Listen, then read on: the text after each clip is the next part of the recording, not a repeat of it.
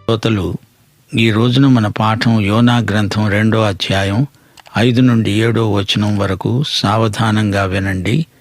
యోనా ప్రార్థిస్తున్నాడు. దేవా, ప్రాణాంతము వచ్చునంతగా జలములు నన్ను చుట్టుకొని ఉన్నవి, సముద్రాగాధము నన్ను ఆవరించి ఉన్నది, సముద్రపు నాచు నా తలకు చుట్టుకొని ఉన్నది. నేను మరెన్నటికీ ఎక్కి రాకుండా భూమి గడియలు వేయబడి ఉన్నవి. పర్వతముల పునాదులలోనికి నేను దిగి ఉన్నాను. నా దేవా యెహోవా, నీవు నా ప్రాణమును కూపములో నుండి పైకి రప్పించావు.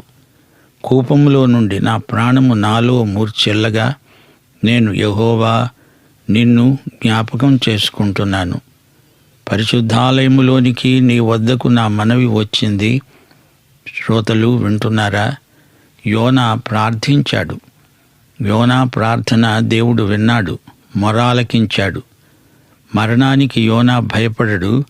మరణాంధకారపు లోయలో గుండా దేవుడు తనను బ్రతికి బయటికి తేగలడు. మరణశ్రమలు తనను చుట్టుముట్టాయి. ప్రవాహాలు, తరంగాలు అతన్ని ఆవరించాయి. ప్రాణాంతక పరిస్థితి. కీర్తనలు 69, 1, 2 వచనాలు. దావీదు ఇలాగే ప్రార్థించాడు. దేవా, జలములు నా ప్రాణము మీద పొర్లుతున్నాయి, నన్ను రక్షించు. నిలువరాని అగాధమైన దొంగ ఊబిలో నేను దిగబడిపోతున్నాను. వరదలు నన్ను ముంచివేస్తున్నాయి. కీర్తనలు 18, వచనం 5. పాతాళపు పాశములు నన్ను అరికట్టగా, మరణపు ఉరులు నన్ను ఆవరించగా, నా శ్రమలో నేను యెహోవాకు మొర్రపెట్టాను. నేను దేవునికి ప్రార్థన చేశాను. విలాపవాక్యములు 3వ అధ్యాయం 54వ వచనం. నీళ్లు నా తల మీదుగా పారాయి, నాశనమైపోయాను అనుకున్నాను. సముద్రపు నాచు యోనా తలకు చుట్టుకుంది. పర్వతాల పునాదుల్లోకి దిగిపోయాడు. పర్వతాల అడుగుదాకా పడిపోయాడు యోనా. కీర్తనలు 18, 15వ వచనం. యెహోవా, నీ నాసికారంధ్రముల ఊపిరిని నీవు ఒడిగా విడువగా, నీ గద్దింపునకు ప్రవాహముల అడుగు భాగములు కనపడ్డాయి. భూమి పునాదులు బయటపడ్డాయి. భూమి గడియలు వేసి ఉన్నాయి. మళ్ళీ నేనెన్నడూ ఎక్కిరాలేను. నీవు బతికించకపోతే నా గతి ఇంతే. నీవే నాకు దిక్కు. శరణు యెహోవా, శరణు. నీవే నా ప్రాణాన్ని కూపములో నుండి పైకి చేదగలవు. చేదుకో యెహోవా, శరణాగతుణ్ణి. ఇది అగాధ కూపం. యోబు గ్రంథం 17వ అధ్యాయం 14వ వచనంలో ఇదే మాట పలకబడింది. నీవు నాకు తండ్రివని గోతితో, నీవు నాకు తల్లివని, చెల్లెలివని పురుగుతో నేను మనవి చేస్తున్నాను. అధోగతిలో ఉన్నాను. నా ప్రాణానికి ఇది మూర్ఛ. నేను చచ్చిపోయాను. ఇది మరణకూపం, మృతుల స్థలం, షయోల్ అంటూ యోనా ప్రార్థిస్తున్నాడు. నా దేవా యెహోవా, నన్ను కూపములో నుండి పైకి రప్పించావు. ఇది జలసమాధి. చేప కడుపే నా సమాధి. నన్ను పైకి రప్పించేవాడవు నీవే. నీవే నా పునరుత్థానము, నా జీవము. దేవా యెహోవా, నీవు నన్ను కనికరించావు. నా ప్రార్థన ఆలకించావు. నా మెదడు నరాలన్నీ స్తంభించిపోయాయి. నా కండ్లు మూతలు పడిపోతున్నాయి. నేను మూర్ఛిల్లాను. అపస్మారక స్థితిలోకి వచ్చాను. కీర్తనలు 143, 3, 4 వచనాలలో ఇలాంటి ఆక్రందనే వినపడుతోంది. గాఢాంధకారంలో పడిపోయాను. నా ఆత్మ నాలో కృంగిపోయింది. యెహోవా, నేను నిన్ను జ్ఞాపకం చేసుకుంటున్నాను. ఈ జ్ఞాపకము నాకు రక్షణార్థమైనది. 119వ కీర్తన 55వ వచనం. యెహోవా, రాత్రివేళ నీ నామమును స్మరణ చేస్తున్నాను. నీ నామస్మరణ నాకు మరణశ్రమ నుండి విడుదల. దేవా, నీ పరిశుద్ధాలయము తట్టు చూస్తున్నాను. నీ పరిశుద్ధాలయములో నుండి నా మనవి నీవు విన్నావు. 137వ కీర్తనలో బబులోను నదుల వద్ద కూర్చున్నప్పుడు వారు సీయోనును జ్ఞాపకం చేసుకొని ఏడ్చారు. 63వ కీర్తనలో దావీదన్నాడు, దేవా, నా దేవుడవు నీవే, వేకువనే నిన్ను వెతుకుతాను. నీ బలమును నీ ప్రభావమును చూడాలని పరిశుద్ధాలయమందు నేనెంతో ఆశతో నీ తట్టు కనిపెట్టుకొని ఉన్నాను. సోదరీ సోదరులారా, వింటున్నారా? జలములు నన్ను చుట్టుకొని ఉన్నాయి, ఇది నాకు ప్రాణాంతకం అని యోనా వాపోతున్నాడు. నా చుట్టూరా సముద్రాగాధం, ఉక్కిరి బిక్కిరైపోయాను. సముద్ర మత్స్యం మింగిన నాచు అంతా వచ్చి చేప కడుపులో పడ్డ నా తలకు చుట్టుకుంది. సముద్ర మత్స్యం కడుపు నిండా నాచే. నా తలకు చుట్టుకున్న ఈ నాచు, ఈ పీచు నాకు ఊపిరాడకుండా చేస్తోంది. దేవా, నేను చచ్చిపోయాను, ప్రాణాంతకమైన సంకటంలో ఉన్నాను అని యోనా ఆక్రందన చేస్తున్నాడు. శ్రోతలు, యోనా మీనా కడుపులో మరణశ్రమలనుభవించాడు. నా పైన భూమి తలుపులు మూసుకున్నాయి, గడియలు బిగించబడ్డాయి. మరణానికి ఇది వాక్చిత్రం. భూమి తలుపులు మూయబడినవి అంటే నేను చచ్చిపోయాను అని అర్థం. ఈ మరణకూపంలో నుండి నన్ను ఉద్ధరించే నా దేవుడవు నీవే. నన్ను సజీవంగా లేపగలవాడవు నీవే. నాకు పునరుత్థాన జీవం ప్రసాదిస్తావు. అపోస్తలుల కార్యములు 2వ అధ్యాయం 25 నుండి 31 వచనం వరకు పేతురు తన పెంతెకోస్తు ప్రసంగంలో అన్నాడు, ఇది ప్రవచనం. నీవు నా ఆత్మను పాతాళములో విడిచిపెట్టవు, నీ పరిశుద్ధుణ్ణి కుళ్ళు పట్టనీయవు. క్రీస్తు పాతాళములో విడువబడలేదు, ఆయన శరీరము కుళ్ళిపోలేదని దావీదు ముందుగా తెలుసుకొని ఆయన పునరుత్థానాన్ని గురించి చెప్పాడు. పునరుత్థానమే గొప్ప అద్భుతం. సమాధిలో యేసు శవం కుళ్ళు పట్టలేదు, భూమి ఆయన భౌతిక కాయాన్ని భద్రపరిచింది. అలాగే సముద్ర మత్స్యం యోనా శరీరాన్ని భద్రపరిచింది. కాని యోనా శరీరం కుళ్ళు పట్టలేదా అంటే అది శవం కాబట్టి అది చెడిపోయి ఉండవచ్చు. లాజరు శవం సమాధిలో ఉంది, అది కంపు కొడుతుంది. యోహాను సువార్త 11వ అధ్యాయం 39వ వచనం. మార్త అన్నది, ప్రభు, అతడు చనిపోయి 4 దినములైనది గనుక వాసన కొడుతుంది.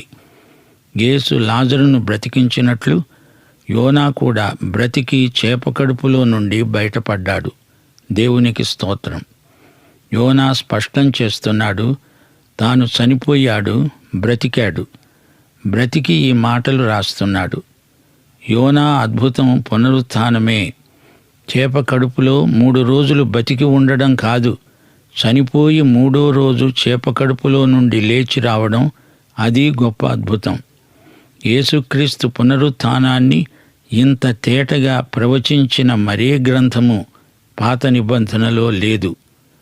సంఘమనే మందసము, యేసు మరణము పునరుత్థానము అనే 2 అడ్డుకర్రలపై ఆధారపడి ఉంది. ఈ 2 పరమ సత్యాలను యోనా గ్రంథంలోని చరిత్ర మనకు నేర్పుతోంది. శ్రోతలు వినండి, వింటున్నారా? యోనా అన్నాడు, నేను యెహోవాను జ్ఞాపకం చేసుకున్నాను. ఈ జ్ఞాపకం తన మరణావస్థలో యెహోవా స్మరణం మరణములో నుండి నిత్య జీవములోనికి అతన్ని దాటించింది. అంతవరకు అతని అనుభవాలు ప్రాణాంతకమైనవి. యెహోవా స్మరణ, ఆయన జ్ఞాపకం అతనికి పునరుత్థాన నిరీక్షణ కలిగించింది. అతని మనసు, అతని మెదడు బాగా అలసిపోయి ఉండగా అతడు మూర్ఛిల్లబోతూ నిస్సహాయ స్థితిలో యెహోవాను జ్ఞాపకం చేసుకున్నాడు. అతనికి మానవ సహాయం లభించే అవకాశమే లేదు. అంతా దిగ్బంధన అయింది. అప్పుడు తన దేవుణ్ణి యోనా జ్ఞాపకం చేసుకున్నాడు. తప్పిపోయిన కుమారుడు పందులు తినే పొట్టు కూడా దొరకక చచ్చే పరిస్థితిలో తండ్రి జ్ఞాపకం వచ్చాడు. దేవుని ఆజ్ఞలను జ్ఞాపకం చేసుకున్నాడు. తన అవిధేయ ప్రవర్తన కూడా జ్ఞాపకం వచ్చింది. దేవుని కనికరం అతనికి జ్ఞాపకం వచ్చింది. పశ్చాత్తప్తుడయ్యాడు. అతని ఆత్మలో ఆశాకిరణం తళుక్కుమని మెరిసింది. ఈ స్మృతి అతణ్ణి ప్రార్థనకు ప్రేరేపించింది. దేవుణ్ణి మరచిపోయిన వారు ప్రార్థన కూడా మరచిపోతారు. దేవుని వాగ్దానాలను జ్ఞాపకం చేసుకునేవారు తమ హృదయాలను దేవుని వైపు ఎత్తి స్తుతిస్తారు. దేవుని దృష్టి అట్టివారిపైననే కేంద్రీకరించబడి ఉంటుంది. వారికి వెంటనే విమోచన ప్రాప్తిస్తుంది. ప్రవక్త అయిన యోనా ఆక్రందన దేవుడు విన్నాడు. సముద్ర గర్భములో నుండి యోనా హృదయపు అట్టడుగు నుండి ఈ ప్రార్థన వెలువడింది. యెహోవా దేవుడు యోనాను కాపాడాడు. ప్రభువు తన వారిని ఎరుగును. దేవుడు ఎంతైనా నమ్మదగినవాడు అని నమ్మాలి. ఆయన విశ్వసనీయుడు అని ఆయన బిడ్డలు విశ్వసించాలి. దేవుడు మనకెంతో సన్నిహితుడు. ఆయన కృపావాత్సల్యములు మనకెంతో ఆదరణ గొలుపుతాయి. మన నవనాడులు కృంగిపోయి నిరాశ నిస్పృహల్లో మనం దీనావస్థలో దయనీయ స్థితిలో ఉన్నప్పుడు ఆయన మనల్ని కనికరించి మనకు విడుదల ప్రసాదిస్తాడు. ఇది నిజం. ప్రవక్త ప్రార్థన దేవుడు విన్నాడు. శ్రోతలు వింటున్నారా? తాను ఓడలో నుండి సముద్రంలోకి, అందులో నుండి చేప కడుపులోకి వచ్చాడు. అక్కడి నుండి నీనెవెకు వెడతాడు. ఓడలో ఉన్నవారు అన్యులు, నీనెవె వారు అన్యులే. అన్యులైన ఓడనావికులు తన మీద దయ చూపారు. కాని దేవుని ప్రవక్త అయి ఉండి కూడా తాను నీనెవె వారికి ప్రేమ చూపలేకపోతున్నాడు. తనకు వారి పట్ల దయా అంతఃకరణ కలగలేదు. పాత నిబంధనలో యూదులకు అన్యులంటే ద్వేషముంది. కాని దేవుడు వారిని ఎంత ప్రేమిస్తున్నాడో తెలియచేసే గ్రంథం ఇదొక్కటే, పాత నిబంధనలోని గ్రంథం. యోనా చేసిన తప్పు కాదది ఆధ్యాత్మిక నేరం. దేవుడు అప్పగించిన పని చేయకుండా పారిపోయాడు. దేవుని పనిని నిర్లక్ష్యం చేశాడు. ఎందుకు యోనా అలా చేశాడంటారా? ఈ పని మరొకరికి దేవుడు అప్పగించవచ్చుగా. నాకు సెలవియ్యాలి, ఇంతవరకు నమ్మకంగానే ఉన్నాను గదా. శ్రోతలు, ఇప్పుడు దేవుడు చెప్పింది చెయ్యాలి గాని మునుపు చేశాను గదా అంటూ తప్పించుకునే ప్రయత్నం చేయకూడదు. దేవుడు ఈ నిమిషంలో నీకప్పగించిన పని చేస్తున్నావా లేదా అని దేవుడు చూస్తున్నాడు. యోనా అనుకుని ఉండవచ్చు, నినెవే వారికి బోధించి ప్రయోజనం లేదు, వారు నా మాట లెక్క చెయ్యరు, వారు నశించాల్సిందే. అయితే అసలు సంగతి ఏమిటంటే వారికి నిజమైన దేవుడెవరో తెలియదు. ఇప్పుడొక ఇశ్రాయేలీయుడు పరాయివాడు వెళ్ళి చెబితే వింటారా, నమ్ముతారా? ఈ అనుమానాలకు ఆస్కారం లేదు. దేవుని ఆత్మ ఎలాంటి వారినైనా నొప్పించగలడు, ఒప్పించగలడు. వారు విన్నా వినకపోయినా చెప్పి తీరాలి. నినెవీయులు మా జాతికి, దేశానికి, రాజ్యానికి విరోధులు, వారికి బోధించేదేమిటి అని యోనా అనుకుంటే అది గొప్ప తప్పు. నినెవే వారిలో నుండి దేవుడు ఎవరినన్నా లేపి వారి చేతనే బోధ చేయించవచ్చు గదా అంటే అది సరైన కారణం కాదు. జాతీయ విభేదాలు, జాతి వెలి విధానాలు దేవుని వల్ల కలిగినవి కావు. దేవుడు పక్షపాతి కాడు అని పేతురు కొర్నేలి ఇంటిలో ప్రసంగించాడు. అలాంటి భావాలు గల యోనాను దేవుడు శిక్షించాడు. అతనికి కర్తవ్యాన్ని దేవుడు ఉపదేశించాడు. దేవుడు తన చిత్తాన్ని బెత్తం వాడి తన ప్రవక్తకు నేర్పాడు. పౌలు ఒకవేళ గర్వించి తన ప్రజ్ఞను బట్టి అతిశయిస్తాడేమో అని దేవుడు అతని శరీరంలో ముళ్ళు ఉండనిచ్చాడు. యోనా క్షణికోద్రేకంతో స్వంత తీర్మానం చేసుకొని యొప్పే నుండి తర్షీషుకు పారిపోవాలని చూచాడు. సముద్రంలో తనను పడేసినప్పుడు అంతా అయిపోయిందనుకున్నాడు.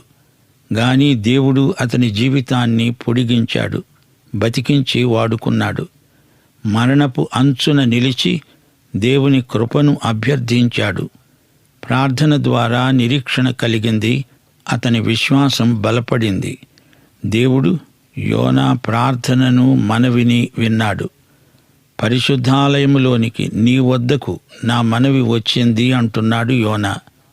పేతురు చెరసాల నిర్బంధంలో ఉన్నప్పుడు, పౌలు ప్రయాణించే ఓడ బద్దలైనప్పుడు యోహాను పత్మసులో ఉన్నప్పుడు దేవుడు వారికి తోడై ఉన్నాడు. ఆదాము ఏదెను తోట నుండి బహిష్కృతుడయ్యాడు. యోబు తన కుటుంబానికి దూరమైపోయాడు. అయితే ప్రార్థన ద్వారా శ్రమానుభవము, సహనము నేర్చుకున్నాడు.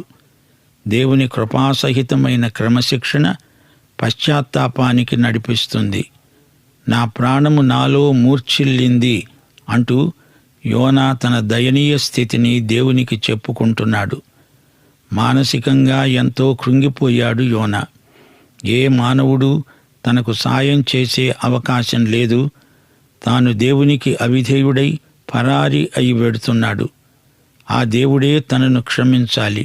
తనను బ్రతికించగల దేవునికే మొర్రపెడుతున్నాడు. దేవుని ఆజ్ఞను కాదని దేవుని పనిని నిర్లక్ష్యం చేసి తన స్వంత ఆలోచన చొప్పున ఈ విధంగా ఆపదను కొని తెచ్చుకున్నాడు. దేవుని కనికరాన్ని మాత్రమే ఇప్పుడు అభ్యర్థించగలడు. పశ్చాత్తప్తుడైన యోనాకు దేవుని యందు, ఆయన కనికరమందు నమ్మకం ఉంది. దేవుని వాగ్దానములను తలపోసుకొని ఆయన క్షమాభిక్ష కోసమై ప్రార్థిస్తున్నాడు యోనా. తన ప్రవక్త చేసిన ప్రార్థన దేవుడు తప్పక వింటాడు. సత్వరమే జవాబిస్తాడని యోనాకు తెలుసు. సముద్ర గర్భం నుండి చేసిన విజ్ఞాపన దేవుడు విన్నాడు. మరణం నుండి జీవములోనికి తన దాసుణ్ణి దాటించాడు. దేవుని సామీప్యము, దేవుని కృప మనకెంతో ఆదరణ గొలుపుతాయి. మన దయనీయ స్థితిలో ఆయన మనలను జ్ఞాపకం చేసుకుంటాడు. దేవునికి స్తోత్రం. శ్రోతలు వింటున్నారా? యోనా పరిశుద్ధ దేవాలయాన్ని చనిపోతూ కూడా జ్ఞాపకం చేసుకుంటున్నాడు. అక్కడ దేవుని కృపాసనమున్నది, నిబంధన మందసమున్నది. ఇశ్రాయేలు కుటుంబాలు దేవుణ్ణి ఆరాధించడానికి అక్కడికి కూడి వస్తారు. ఇశ్రాయేలుకు దేవుడైన యెహోవా తన ప్రజలను కలుసుకొని వారిని ఆశీర్వదించే స్థలమది. సత్య ఏకదేవారాధన కేంద్రమది. ఆత్మతో సత్యముతో ఆరాధించేవారే దేవుని పని చేయడానికి యోగ్యులు. ప్రార్థన మానిన వారికి దేవుని పనియందు ఆసక్తి ఉండదు. ప్రార్థన విశ్వాసి చేతులను బలపరుస్తుంది. మోకాళ్ళు దేవుని సన్నిధిలో వంగినప్పుడే పనిచేసే చేతులు బలపడతాయి. కీర్తనకారుడి ప్రార్థన ఇదే: నా ప్రాణము దేవుని కొరకు తృష్ణగొంటున్నది. దేవా, నీకోసమై నా ప్రాణము ఆశపడుతున్నది. దేవుని సన్నిధికి నేనెప్పుడు వస్తాను? ఆయన సన్నిధిని నేను ఎప్పుడు కనపడతాను? యోనాకు ఇదే ఆశ, తృష్ణ కలిగాయి. యోనా అంటున్నాడు, నన్ను సముద్ర అగాధంలో పడేశావు. నీ అలలన్నీ, నీ తరంగములన్నీ నా మీదుగా పొర్లిపారి ఉన్నాయి. శ్రోతలు, దేవుని తీర్పులో ఎంతో నైతిక ప్రయోజనముంది. దేవుని బిడ్డలు క్రమశిక్షితులు. తండ్రి శిక్షను కుమారులు తృణీకరించరు. పాతాళ గర్భములో పడి యోనా ఆక్రందన చేశాడు. యాకోబు పత్రిక 5వ అధ్యాయం 13వ వచనం ఏమంటోంది? మీలో ఎవనికైనా శ్రమ సంభవించిందా? అతడు ప్రార్థన చెయ్యాలి. ప్రభువు నామమున ప్రార్థించేవాడెవడో అతడు రక్షించబడతాడు. తప్పిపోయిన కుమారునికి బుద్ధి వచ్చినప్పుడు అతడు నా తండ్రి అంటూ తన తండ్రిని జ్ఞాపకం చేసుకున్నాడు. ఇక్కడ తప్పిపోయిన ప్రవక్త అగాధ కూపంలో నా దేవా యెహోవా అంటూ ఆక్రందన చేస్తున్నాడు. ఇప్పుడు యోనా ఒంటరిగా బాధామధ్యంలో పాతాళ గర్భంలో ఉండి దేవునికి మొర్ర పెడుతున్నాడు. మనిషి తన మరణ సమయంలో భయంకరమైన ఒంటరితనం అనుభవిస్తాడు. ప్రభు ఈ మహాబాధ మన కోసమే అనుభవించాడు. యోహాను సువార్త 16వ అధ్యాయం 31-32 వచనాలు. యేసు వారిని చూచి అన్నాడు, ఇదిగో, మీలో ప్రతివాడు ఎవని ఇంటికి వాడు చెదరిపోయి నన్ను ఒంటరిగా విడిచిపెట్టే గడియ వస్తున్నది, వచ్చే ఉన్నది. అయితే తండ్రి నాతో ఉన్నాడు గనుక నేను ఒంటరిగా లేను. శిష్యులు, ఆప్తులు, స్నేహితులు అందరూ ఆయనను విడిచిపోయారు.